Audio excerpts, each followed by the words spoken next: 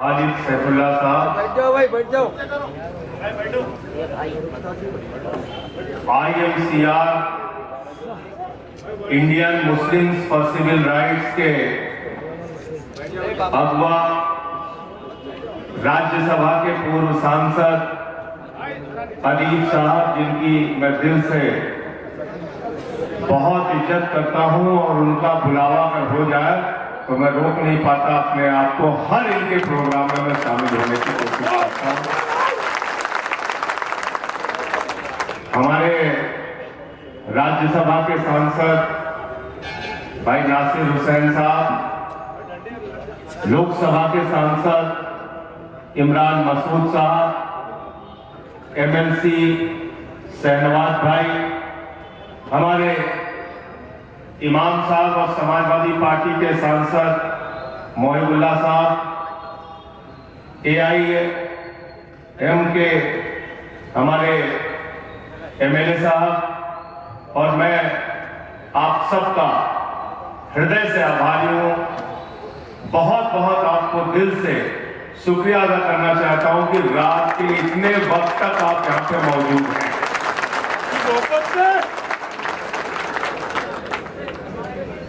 अब ये कानून लाने की जरूरत क्या पड़ी, सबसे पहले तो मैं ये सोचता हूं बात में। और जब ये संशोधन बिल आया तो मेरे सामने मीडिया वाले सबसे पहले पहुंचे, बोले संजय सिंह जी, आप आम आदमी पार्टी के राज्यसभा के लीडर हैं, ये वक्फ बिल संशोधन बिल के बारे में आपका क्या कहना है? मोदी जी की सरकार वक्फ बिल संशोधन बिल लेके आ रही है, इस पे आपके क्या विचार हैं? मैंने कहा ये उसी तरीके से है कि तू कौन मैं खामखा।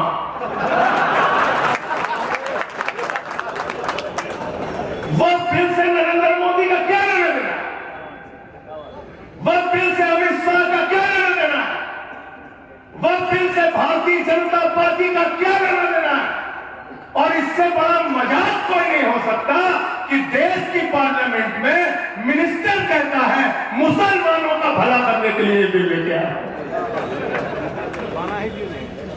अदीब साहब, आप गए थे कि मेरा भला कर दो? इमरान मसूद बैठते लोकसभा में, आप गए थे भला कराने मोदी जी से? कौन मुसलमान गया था भाई? कोई गया था मोदी जी के पास ये कहने कि हमारा भला कर दो?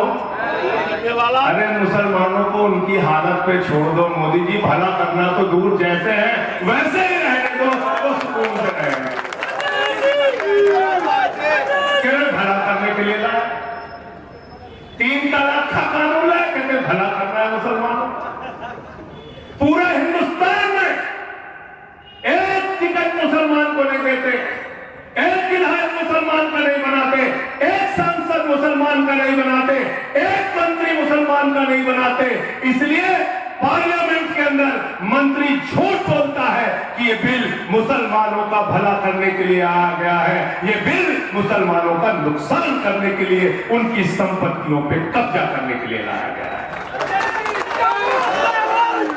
गलत तो नहीं कह रहा हूं? गलत तो नहीं कह रहा हूं? क्या क्या लिख दिया इस बिल में? मैंने तो पढ़ा, मेरे होश उड़ गए। क्या क्या लिख दिया इस बिल के अंदर? हम लोग डिस्कस करते हैं, हैरान हो जाते हैं, ऐसे ऐसे सवाल पूछते हैं, उनके पास जवाब ही नहीं होता। कहते हैं साहब वक्फ बाई यूजर का मतलब है कि मुसलमानों ने जहां नमाज पढ़ ली वो जमीन उनकी होगी। वक्फ ने जहां कह दिया ये संपत्ति उनकी है, ये संपत्ति उनकी हो। इतना झूठ फैलाते हैं। इसीलिए मैंने भाजपाइयों का नाम बदल के भारतीय जनता पार्टी से भारतीय झूठा पार्टी, झूठ बोलने की मास्टरी है इनको। इतने कॉन्फिडेंस से आप सच नहीं बोल सकते जितने कॉन्फिडेंस से नरेंद्र मोदी जी झूठ बोल सकते हैं।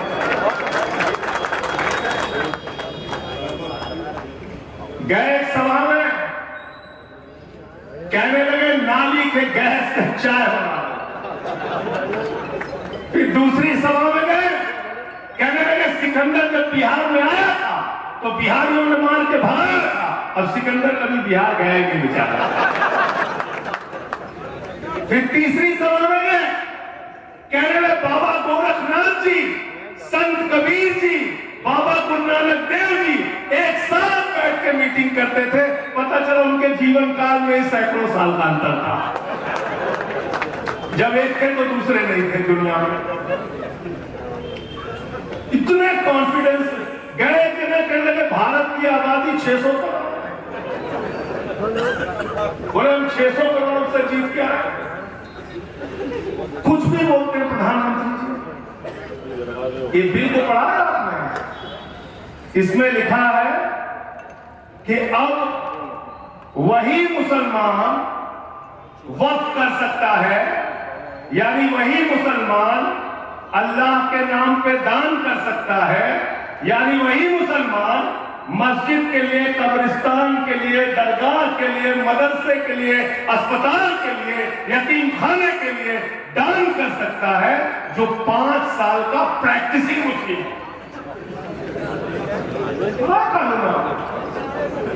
कानून पढ़ा, इसमें लिखा हुआ 5 साल का प्रैक्टिसिंग मुस्लिम कैसे तय करोगे प्रधानमंत्री जी? क्या मुसलमानों के घर में सीसीटीवी कैमरा लगाओगे? 5 वक्त की नमाज पढ़ता है कि नहीं पढ़ता? क्या आप तय करोगे कि वो जुमे की नमाज पढ़ता है तो मुसलमान माना जाएगा, 5 वक्त की नमाज पढ़ता है तो मुसलमान माना जाएगा, या मुसलमान के घर में पैदा हो गया तो मुसलमान माना जाएगा? आप कौन होते हैं? किसने आपको हक दिया ये तय करने का कि आप तय करेंगे कौन मुसलमान?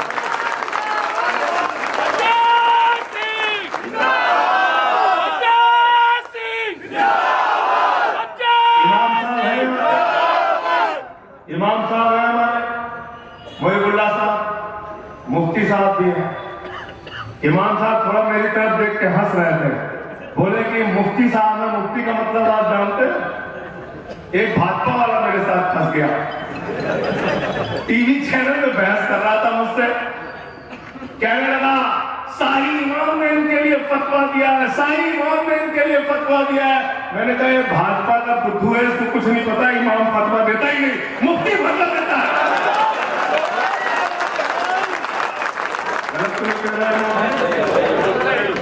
सुल्तानपुर का रहने वाला हूं।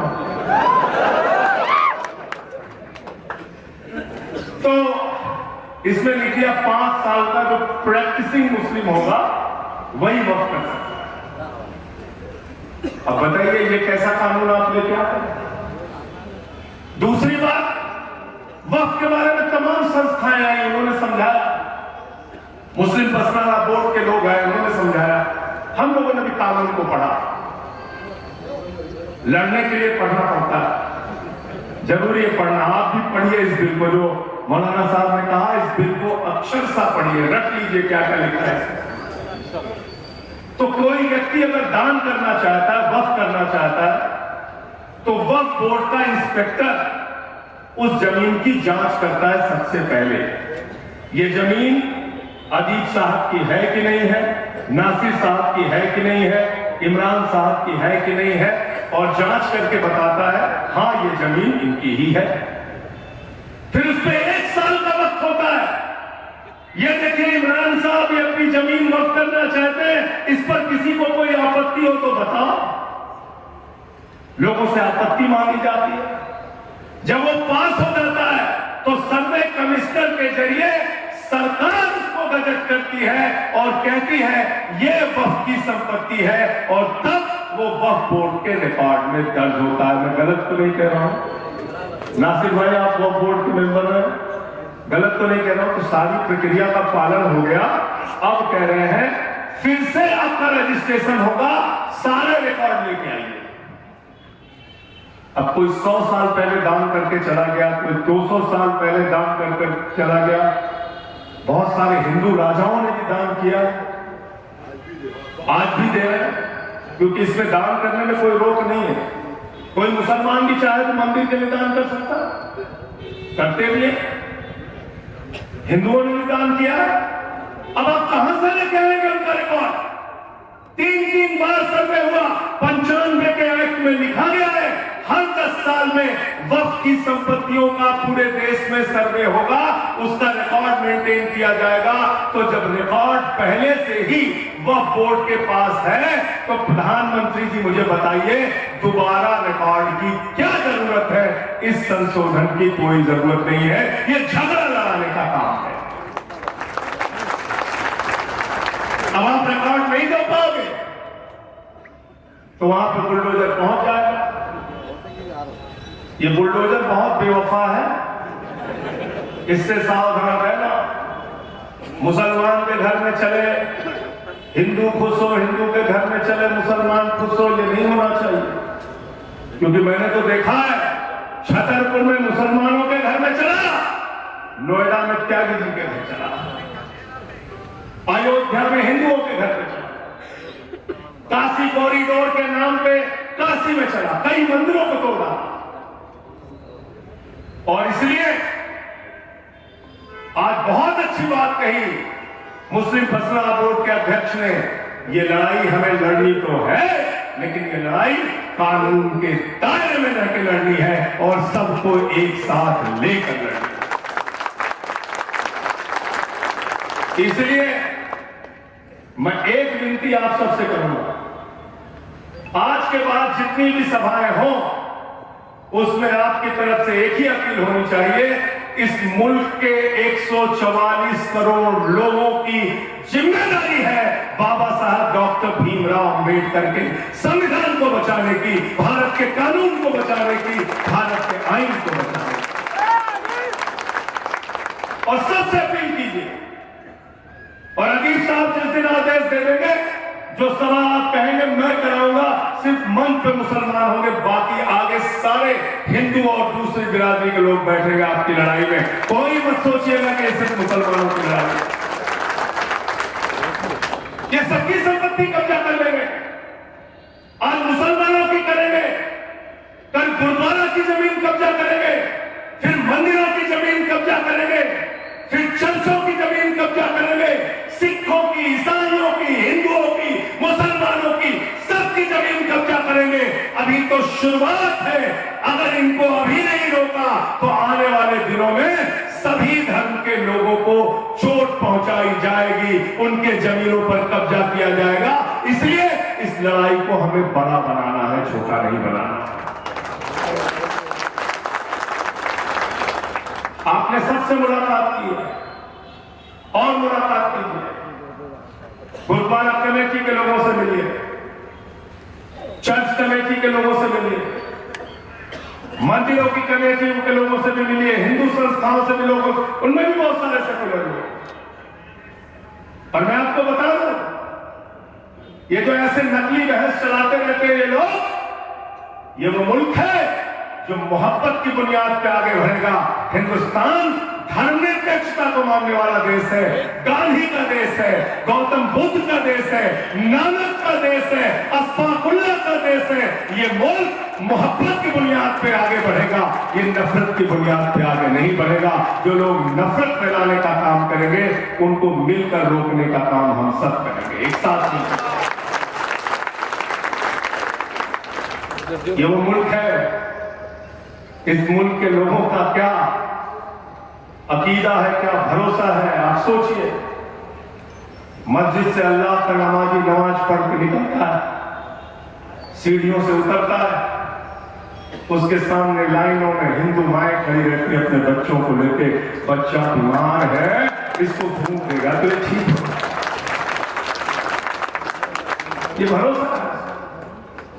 हम क्या कहते हैं? अल्लाह, खुदा, रब्बुल आलमीन, पूरे आलम का रब, सिर्फ मुसलमानों का रब नहीं।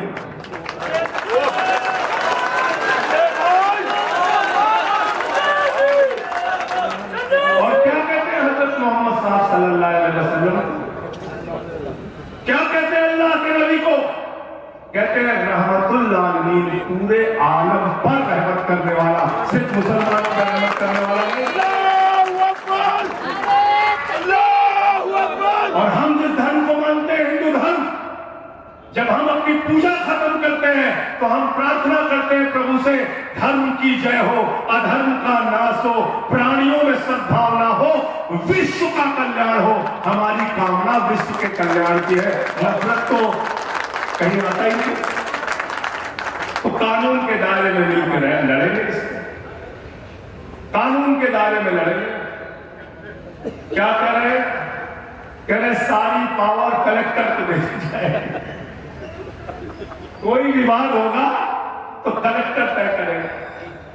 मैंने कहा भैया कलेक्टर कैसे तय करेगा? अरे बोले कलेक्टर के पास तहसीलदार होते हैं, नायब तहसीलदार होते हैं, लेखपाल होते हैं, इतने अधिकारी होते हैं, पुलिस वाले होते हैं। हमने कहा सब के सब ज्यादातर चोर होते हैं।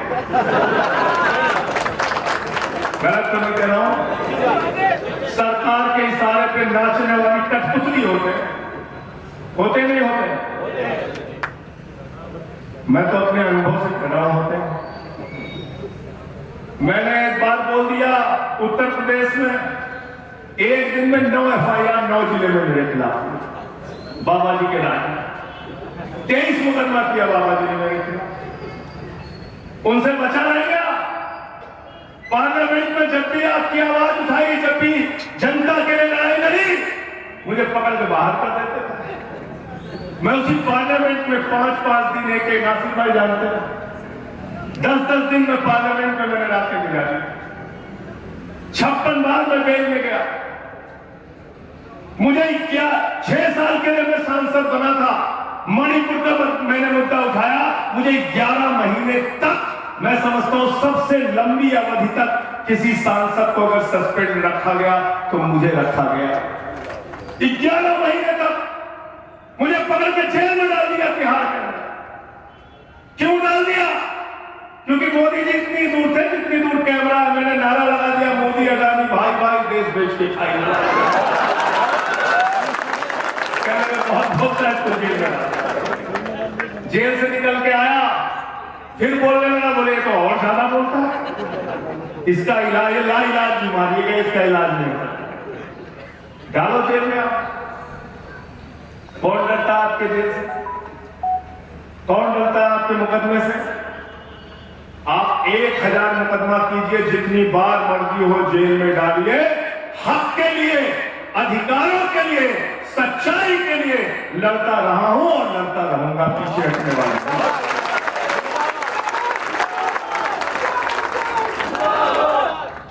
और क्या कहते हैं लोग? कहते भाई अगर सच्चर कमेटी की एक रिपोर्ट आई है, उस रिपोर्ट में लिखा है कि वक्फ की संपत्तियों का अगर सही से इस्तेमाल किया जाए तो 12,000 करोड़ की आमदनी हर साल वक्फ बोर्ड को हो सकती है। तो मैंने कहा कैसे हो सकती है? वक्फ में क्या है? मस्जिद है, कब्रिस्तान है। तो मस्जिद में इमाम साहब कहेंगे कि जोहर की नमाज का इतना टिकट लगेगा, ईशा की नमाज का इतना लगेगा, टिकट लगाए इमाम साहब नहीं लगा सकते। कब्रिस्तान में जो जिनको दफन किया गया उनसे क्या बोलेंगे? निकलो भाई, आप पैसा दो, हमें आमदनी करनी है, पैसा चाहिए, पैसा दो। कहां से 12,000 करोड़ रुपए आमदनी हो जाएगी? बहुत परेशान थे, बोले 12,000 करोड़ की आमदनी हो जाएगी। सच्चर कमेटी ने लिखा है 12,000 करोड़ की आमदनी हो जाएगी। मैंने जिम्मेदारी के साथ उनको सुझाव दिया, हमारे साथी यहां पे मौजूद थे। मैंने कहा ज्यादा मेहनत मत करिए नरेंद्र मोदी जी, नीरव मोदी को पकड़ के लाइए, 20,000 करोड़ उससे वसूलिए, 12,000 करोड़ वो फॉलो को दीजिए, 8,000 करोड़ आपने किया। गलत तो नहीं कह रहा?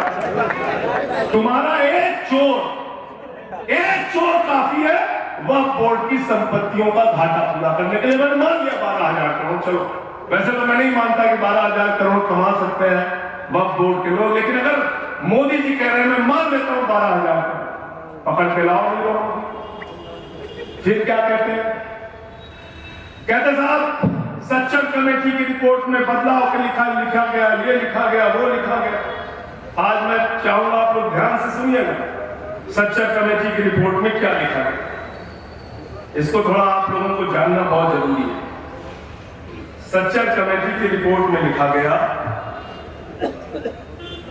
जो अपने फायदे की चीज है वो अपनी सरकार। सच्चर कमेटी की रिपोर्ट में लिखा गया कि देश भर में वक्फ बोर्ड की जमीनें, जो मुसलमानों के मस्जिदों की जमीन थी, दरगाहों की जमीन थी, कब्रिस्तानों की जमीन थी, ये किसी और ने नहीं, सच्चर कमेटी की रिपोर्ट में लिखा है। उसको पढ़ना कि दिल्ली के अंदर 316 ऐसी संपत्ति है जिसपे खुद सरकार ने कब्जा कर रखा है। राजस्थान में 60 संपत्ति ऐसी है जिसपे सरकार ने कब्जा कर रखा है। कर्नाटक में 42 संपत्ति ऐसी है जिसपे सरकार ने कब्जा कर रखा है। मध्य प्रदेश में 53 संपत्ति ऐसी है जिसपे सरकार ने कब्जा कर रखा है। उत्तर प्रदेश में 60 संपत्ति है, उड़ीसा में 53 संपत्ति है। यह सच्चर कमेटी की रिपोर्ट में लिखा है। और अगर संजय सिंह झूठ बोल रहे हैं तो मेरा कारण पकड़ लेना, मैं बिल्कुल सच्चाई की बात कह रहा हूं। सच्चर कमेटी में लिखा हुआ है कि ये जमीनें वक्फ की जमीनें थी, इसको सरकार ने कब्जा कर रखा है। मैं कहना चाहता हूं मोदी जी, अगर आप मुसलमानों का भला करना चाहते हैं तो ये सरकारी कब्जा वक्फ की जमीनों से हटवा दें। अजीत साहब इसके लिए तैयार है, खाली एक बदलाव के लिए मैं तैयार हूं। एक बदलाव अगर मोदी जी करना चाहे तो इस देश का सारा मुसलमान उनके साथ खड़ा होगा, हिंदू भी खड़ा होगा, सिख ईसाई भी खड़ा होगा, और ये मान लेगा कि धर्मनिरपेक्षता में हमारे प्रधानमंत्री का यकीन है। सरकार ने जो वक्फ बोर्ड की जमीनें कब्जा की है उसको खाली कराना। गलत तो नहीं कह रहा भाई। इसके अलावा आज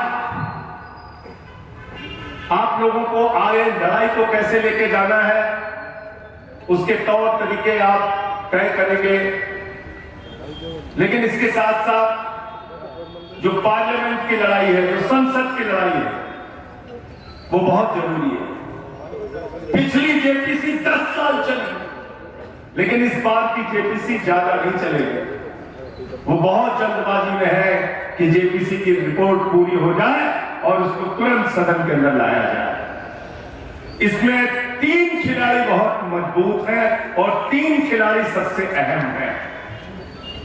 नंबर 1 तेलुगु देशम पार्टी के चंद्रबाबू, नंबर 1 तेलुगु देशम पार्टी के नंबर 2 जेडीयू के नीतीश कुमार, नंबर 3 एलजेपी के चिराग पासवान।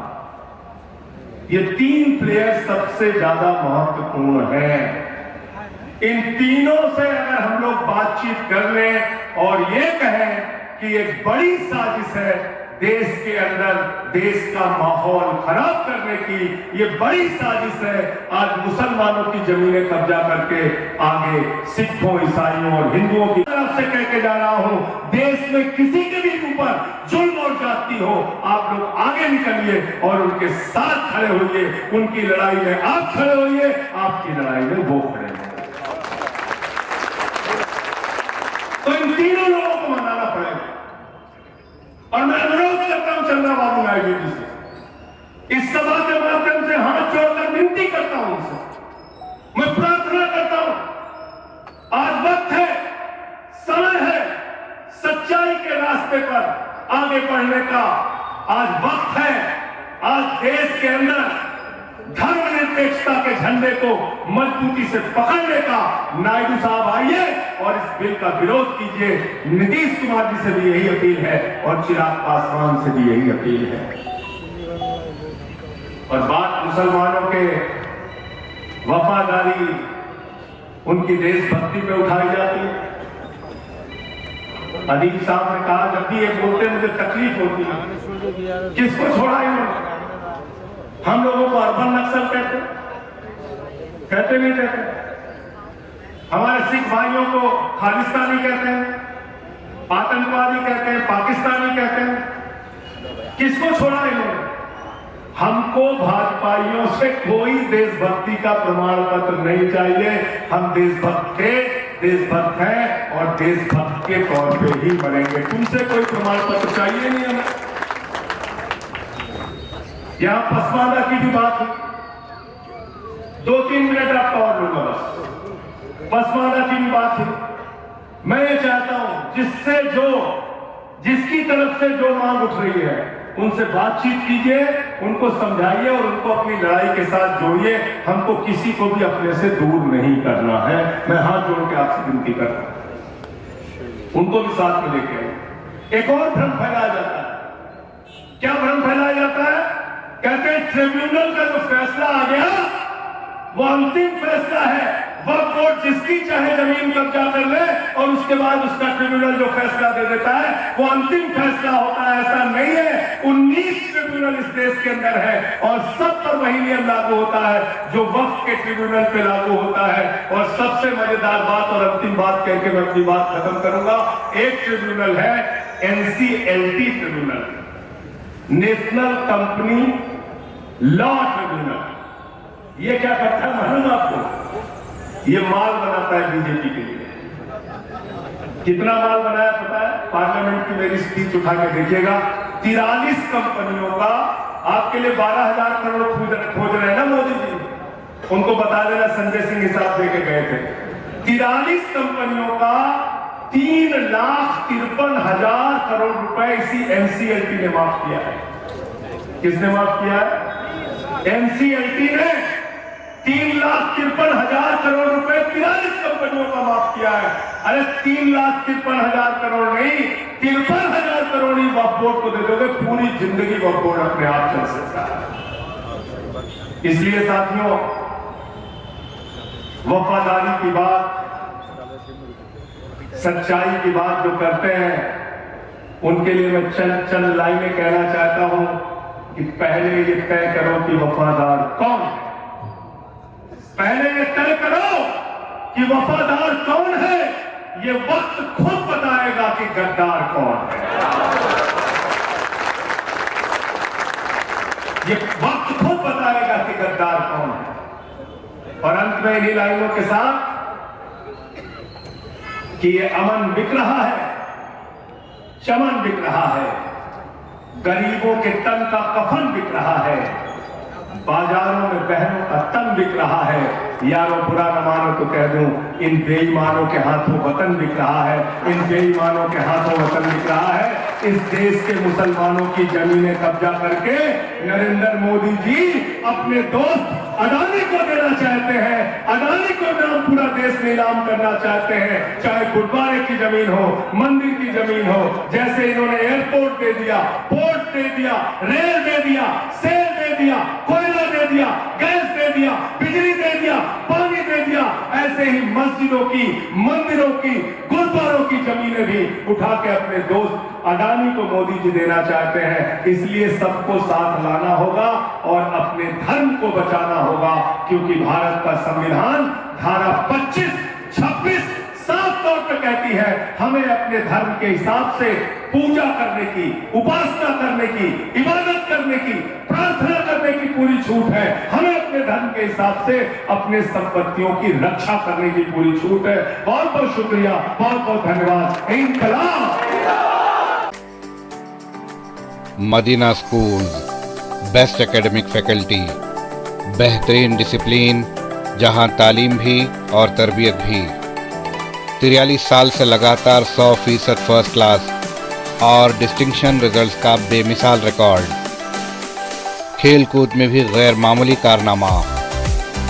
वक्त की रफ्तार और तकाज़ों से हमाहंग साइंस, कंप्यूटर और रोबोटिक्स लैब्स, और वो भी अफोर्डेबल फीस स्ट्रक्चर में। एडमिशन्स के लिए कांटेक्ट कीजिए 910004 41445 या 63041 48143 पर। Himayat Nagar for boys and girls, Nampally for girls and boys up to 5th standard. Madina school, Himayat Nagar और नामपल्ली, हैदराबाद।